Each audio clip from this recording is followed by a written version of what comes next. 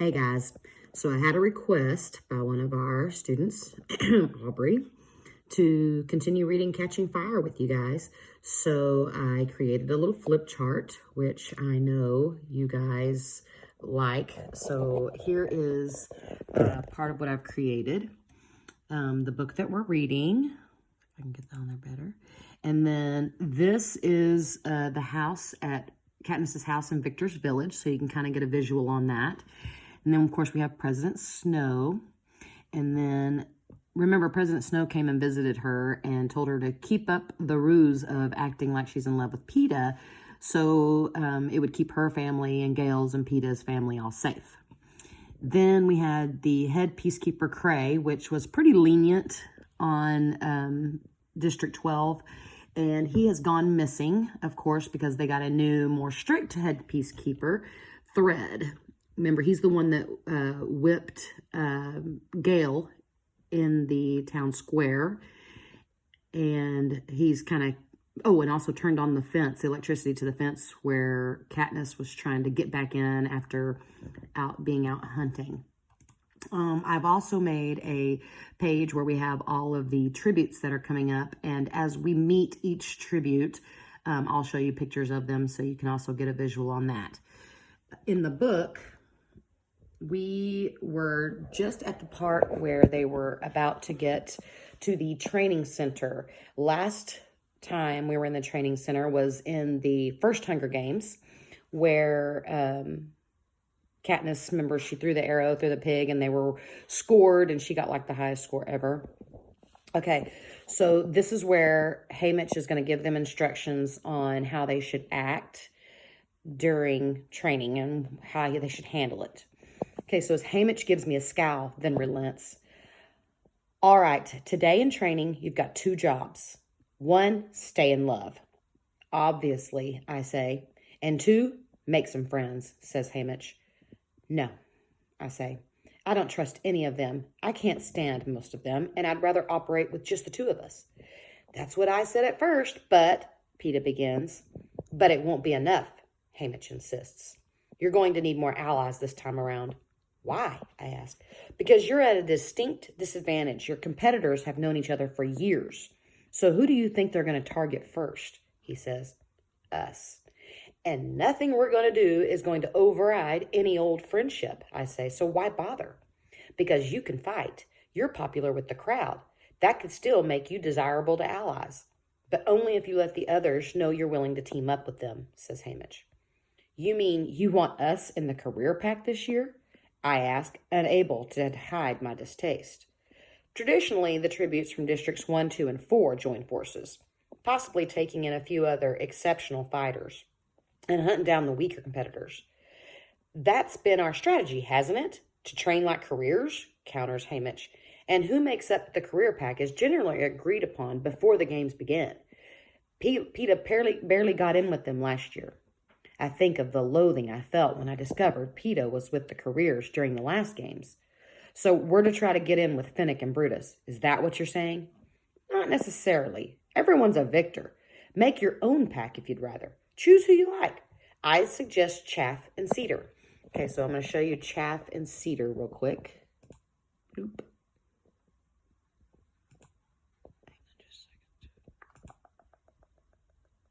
Okay, here's Chaff and Cedar. Right here, these 2. And they're from District 11. Although Finnick... Sorry, I lost my place. Although Finnick's not to be ignored, and this is Finnick right here. He actually becomes a major player later in the book, so pay attention to him. Notice who his partner is. He's from District 4. Notice who his partner is. It's an elderly woman by the name of Mags, okay? All right, so I'll keep it on them for just a minute, if I can get my phone to... There we go. Find someone to team up with who might be of some use to you. Remember, you're not in a ring full of trembling children anymore. These people are all experienced killers, no matter what shape they appear to be in. Maybe he's right. Only, who could I trust? Cedar, maybe, which, again, is this lady. From District 11. But do I really want to make a pact with her only to possibly have to kill her later? No. Still, I made a pact with Rue under the same circumstances. I'll tell Hamish I'll try, even though I think I'll be pretty bad at the whole thing. Effie shows up a bit early to take us down because last year, even though we were on time, we were the last 2 tributes to show up. But Hamish tells her he doesn't want her taking us down to the gym.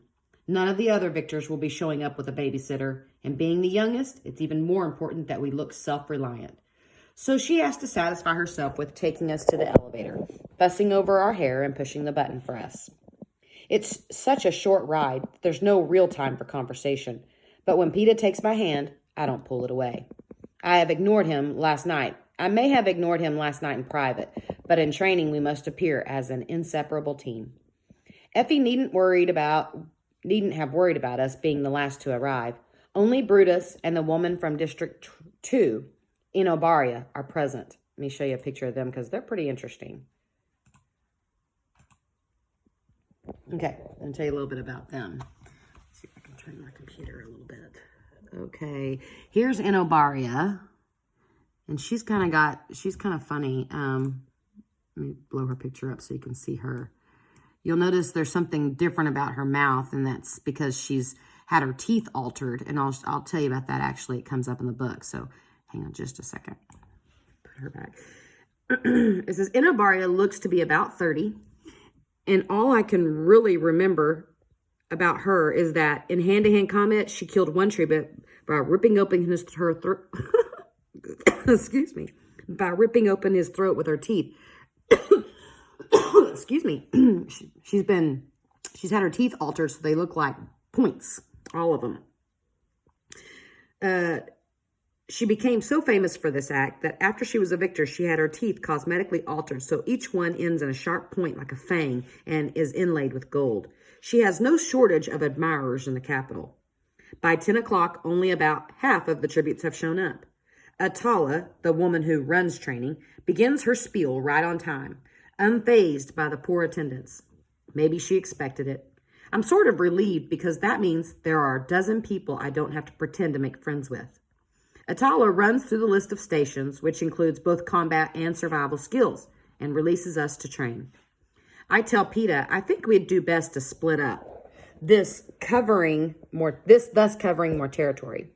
When he goes off to chuck spears with Brutus and Chaff, I head over to the knot-tying station. Hardly anyone ever bothers to visit it. I like the trainer, and he remembers me fondly, maybe because I spent time with him last year. He's pleased when I show him I can still set the trap that leaves an enemy dangling by a tree. Clearly, he took note of my snares in the arena last year and now sees me as an advanced pupil. So I ask him to review every kind of knot that might come in handy and a few that I'll probably never use. I'd be content to spend the morning alone with him, but after about an hour and a half, someone puts his arm around me from behind, his fingers easily finishing the complicated knot I've been sweating over. Of course, it's Finnick, who seems to have spent his childhood doing nothing but wielding tridents and manipulating ropes into fancy knots, for nets, I guess. I watch for a minute while he picks up a length of rope, makes a noose, and then pretends to hang himself for my amusement. Rolling my eyes, I head over to another vacant station where tributes can learn to build fires. I already make excellent fires, but I'm still pretty dependent on matches for starting them, so the trainer has me work with flint, steel, and some charred cloth. This is much harder than it looks, and even working as intently as I can, it takes me about an hour to get a fire going. I look up with a triumphant smile, only to find I have company. The 2 tributes from District 3, they are also going to be major players here in a minute. This is Wirus, and that's Beatty. I'll leave it on them so you can kind of get an idea as I read about them.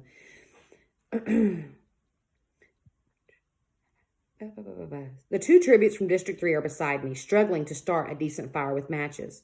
I think about leaving, but I really want to try using the flint again. And if I have to report back to Hamish that I tried to make friends, these 2 might be a bearable choice. Both are small in stature, with ashen skin and black hair. The woman, Wirus, that's her, is probably around my mother's age and speaks in a quiet, intelligent voice. But right away I notice she has a habit of dropping off her words in mid-sentence, as if she's forgotten you were there. Beatty, that's this guy, is older and somewhat fidgety. He wears glasses, but spends a lot of time looking under them. They're a little strange, but I'm pretty sure neither of them is going to try to make me uncomfortable by stripping naked. Remember, that's what was her name? In the elevator, District 7, Johanna Mason did. Let me go back to them. These guys, Wires and Beatty. And they're from District 3. Maybe they can even confirm my suspicions of an uprising there. Remember earlier in the book, she talks about how she accidentally was at the mayor's house and saw that some of the districts, I think it was District 8, was in an uprising, was having an uprising. And since the districts can't communicate between themselves, there's no way for them to know that other than her just accidentally running into this information. So people are starting to rebel against the Capitol, which is why Snow is kind of holding her responsible. I glance around the training center, and PETA is at the center of a ribald circle of knife throwers. The Morphlings, and that's the only name we really have for them, the Morphlings, right here. And basically, it's almost like saying that they are, they're just different. After being in the Hunger Games, because remember, all of these are victors. They've won before. So these guys kind of stay on medication to just deal with the aftermath of being in the games, just to mentally deal with it. So you can kind of see that they're a little different, but they're District 6. Says the male tribute, the Morphlings from District 6 are in the camouflage station, painting each other's faces with bright pink swirls. The male tribute from District 5, that's this guy, and we don't really have a name for him, is vomiting wine on the sword fighting floor. Finnick and the old woman from his district are using the archery station. Johanna Mason is oiling her skin down for a wrestling lesson. I decide to stay put. Wires and Beatty, back here, Wires and Beatty, make decent company. They seem friendly enough, but don't pry. We talk about our talents. They tell me they both invent things, which makes my supposed interest in fashion seem pretty weak. Wires brings up some sort of stitching device she's working on. It senses the density of the fabric and selects the strength, she says, and then becomes absorbed in a bit of dry straw before she can go on. The strength of the thread, Beatty finishes explaining, automatically, it rules out human error. Then he talks about his recent success creating a musical chip that's tiny enough to be concealed in a flake of glitter, but can hold hours of songs. Can you imagine a little flake of glitter holding all those songs? I remember Octavia talking about this during the wedding shoot, and I see a possible chance to allude to the uprising. Oh yeah, my prep team was all upset a few months ago, I think, because they couldn't get hold of that, I say casually. I guess a lot of orders from District 3 were getting backed up. Beatty examines me under his glasses. Yes. Did you have any similar backups in coal production this year? He asks. No. Well, we lost a couple of weeks when they brought in a new head peacekeeper and his crew, but nothing major, I say. To production, I mean. 2 weeks sitting around your house doing nothing just means 2 weeks of being hungry for most people. I think they understand what I'm trying to say, that we've had no uprising. Oh, that's a shame, says Wires in a slightly disappointed voice. I found your district very... She trails off, distracted by something in her head. Interesting, fills in Beatty. We both did. I feel bad knowing that their district must have suffered much worse than ours. I feel I have to defend my people. Well, there aren't very many of us in 12, I say. Not that you'd know it nowadays by the size of the peacekeeping force, but I guess we're interesting enough. As we move over to the shelter station, Wires stops and gazes up at the stands where the game makers are roaming around, eating and drinking, sometimes taking notice of us. Look, she says, giving her head a slight nod in their direction. I look up and see Plutarch Heavensby. He's the head game maker, the new one, since the other one had to eat the berries, remember, because President Snow didn't like that he wasn't prepared for that. I look up and see Plutarch Heavensby in the magnificent purple robe with the fur-trimmed collar that designates him as head game maker. He's eating a turkey leg. I don't see why this merits comment, but I say, yes, he's been promoted to head game maker this year. No, there, by the corner of the table. You can just, says Wires, because she doesn't ever complete her sentence. Beatty squints under his glasses. Just make it out. I stare in that direction, perplexed. But then I see it. A patch of space about 6 inches square at the corner of the table seems almost to be vibrating. It's as if the air is rippling in tiny, invisible waves, distorting the sharp edges of the wood and a goblet of wine someone has set there. A force field. They've set one up between the game makers and us. I wonder what brought that on, Beebe says. Or Beatty, not Baby. Beatty says. Me, probably, I confess. Last year I shot an arrow at them during my private training session. Beatty and Wireless look at me curiously. I was provoked. So do all force fields have a spot like that? Chink, says Wireless vaguely. In the armor, as it were, finishes Beatty. Ideally, it'd be invisible, wouldn't it? I want to ask them more, but lunch is announced. I look for PETA, but he's hanging with a group of about 10 other victors, so I decide just to eat with District 3. Maybe I can get Cedar to join us. When we make our way into the dining area, I see some of PETA's gang have other ideas. They're dragging all the smaller tables to form one large table so that we all have to eat together. Now I don't know what to do. Even at school, I used to avoid eating at a crowded table. Frankly, I'd probably have sat alone if Madge hadn't made a habit of joining me. I guess I'd have eaten with Gail, except being 2 grades apart, our lunch never fell at the same time. I take a tray and start making my way around the food-laden carts that ring the room. PETA catches up with me at the stew. How's it going? Good. Fine. I like the District 3 victors, I say, Wireless and Beatty. Really? He asks. They're something of a joke to the others. Why does that not surprise me? I say. I think of how PETA was always surrounded at school by a crowd of friends. It's amazing, really, that he ever took any notice of me, except to think I was odd. Johanna has nicknamed them Nuts and Volts, he says. I think she's nuts and he's volts. And so I'm stupid for thinking they might be useful because of something Johanna Mason said while she was oiling up her for wrestling, I retort. Actually, I think the nickname's been around for years, and I didn't mean that as an insult. I'm just sharing information, he says. Well, Wireless and Beatty are smart.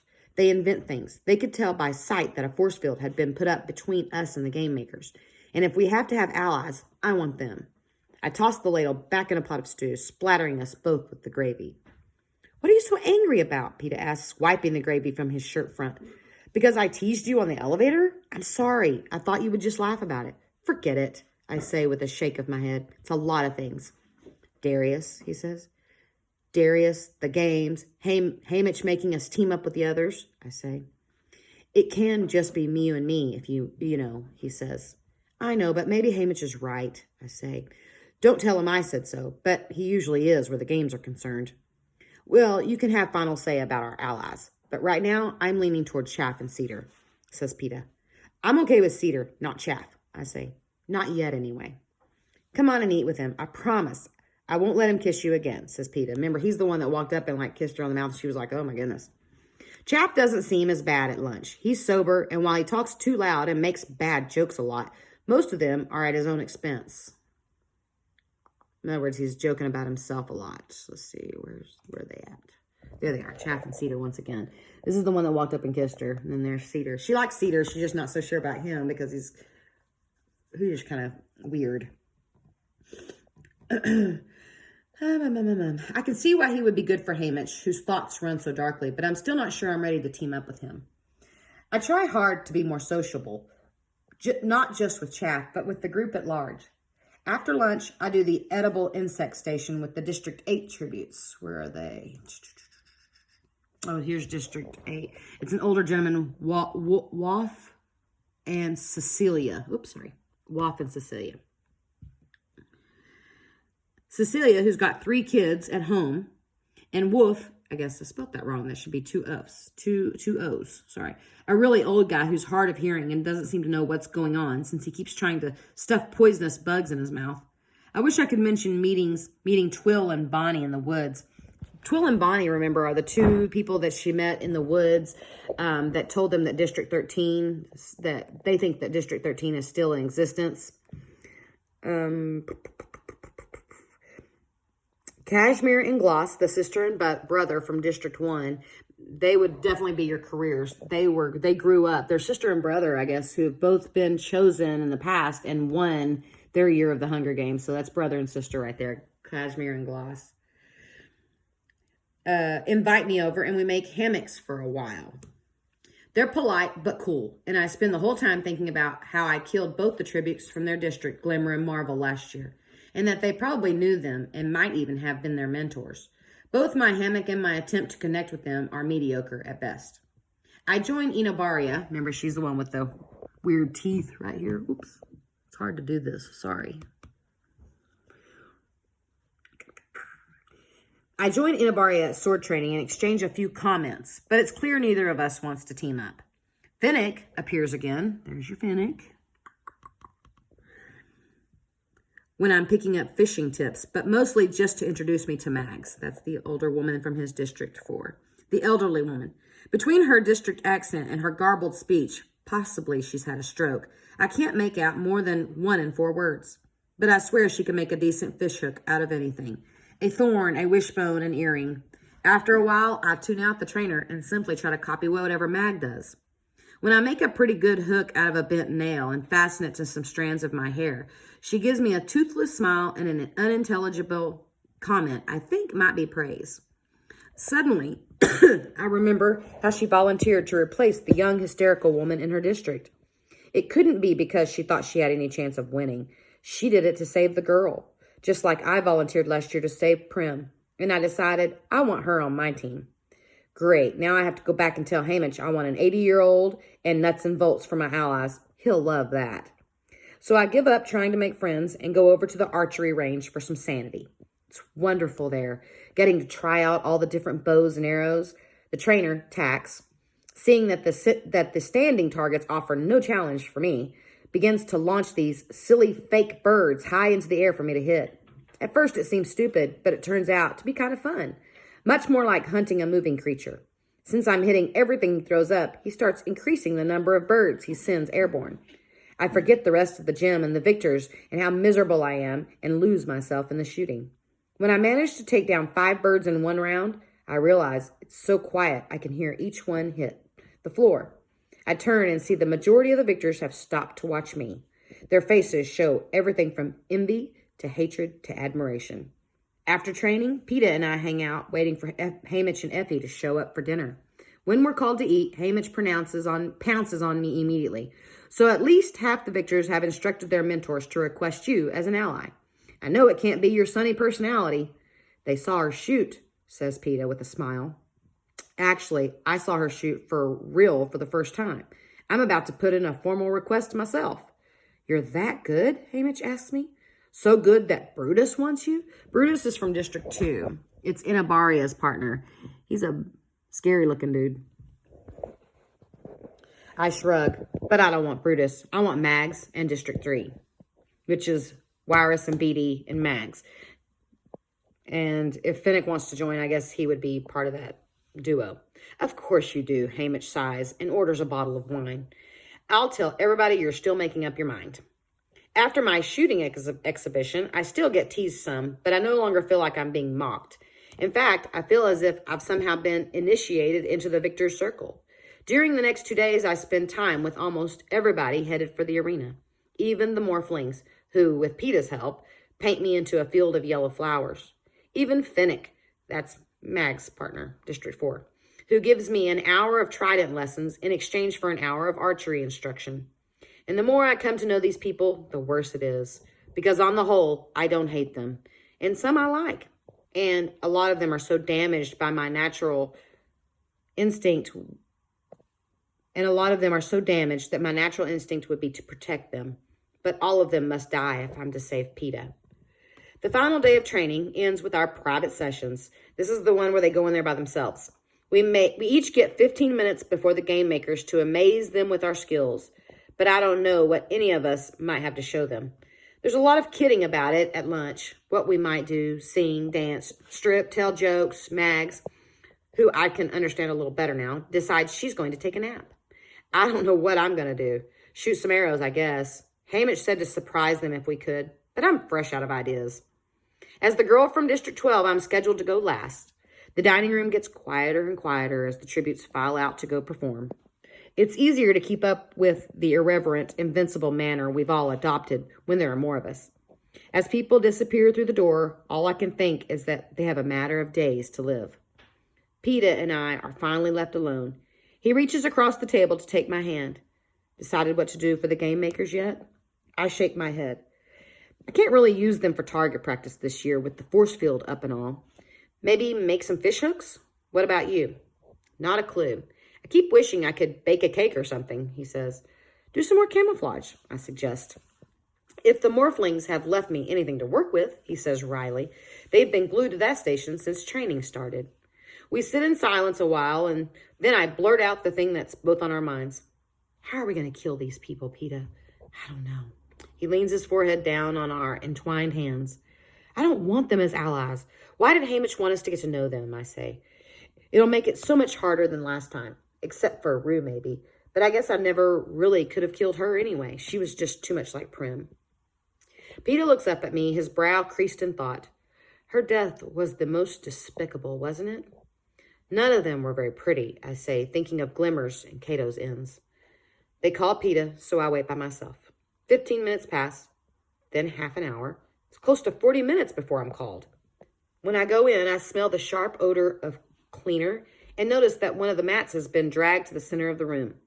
The mood is very different from last year's, when the game makers were half drunk and distractedly picking at tidbits from the banquet table. They whisper among themselves, looking somewhat annoyed. What did PETA do? Something to upset them? I feel a pang of worry. That isn't good. I don't want PETA singling himself out as a target for the game makers' anger. That's part of my job, to draw fire away from PETA. But how did he upset them? Because I'd love to do just that and more. To break through the smug veneer of those who use their brains to find amusing ways to kill us. To make them realize that while we're vulnerable to the Capitol's cruelties, they are as well. Do you have any idea how much I hate you, I think? You who have given your talents to the games. I try to catch Plutarch Heavensby's eye, but he seems to be intentionally ignoring me as he has the entire training period. I remember how he sought me out for a dance, how pleased he was to show me the Mockingjay on his watch. His friendly manner has no place here. How could it, when I'm a mere tribute and he's the head game maker? So powerful, so removed, so safe. Suddenly, I know just what I'm going to do. Something that will blow anything PETA did right out of the water. I go over to the knot tying station and get a length of rope. I start to manipulate it, but it's hard because I've never made this actual knot myself. I've only watched Fennec's clever fingers, and they moved so fast. After about 10 minutes, I've come up with a respectable noose. I drag one of the target dummies out into the middle of the room, and using some chinning bars, hang it so it dangles by the neck. Tying its hands behind its back would be a nice touch, but I think I might be running out of time. I hurry over to the camouflage station, where some of the other tributes, undoubtedly the morphlings, have made a colossal mess. But I find a partial container of blood-red berry juice that will serve my needs. The flesh-colored fabric of the dummy's skin makes a good absorbent canvas. I carefully finger paint the words on its body, concealing them from view. Then I step away quickly to watch the reaction on the game makers' faces as they read the name on the dummy, Seneca Crane. And that's going to be the end of chapter 16. I will be doing the next one. I don't know. I'll try to do it here in just a little bit, the next chapter. Just don't want you focusing too much on this to get your online instruction done as well. On your Google accounts, you can email me through that if you have any questions. If there's anything that you're saying, whoa, I just don't get this. If you'll email me, I will do a lesson on this YouTube channel for you so that it'll kind of be like we were sitting in class. And then you can just shoot me some questions if you need to. All right. Thanks, guys.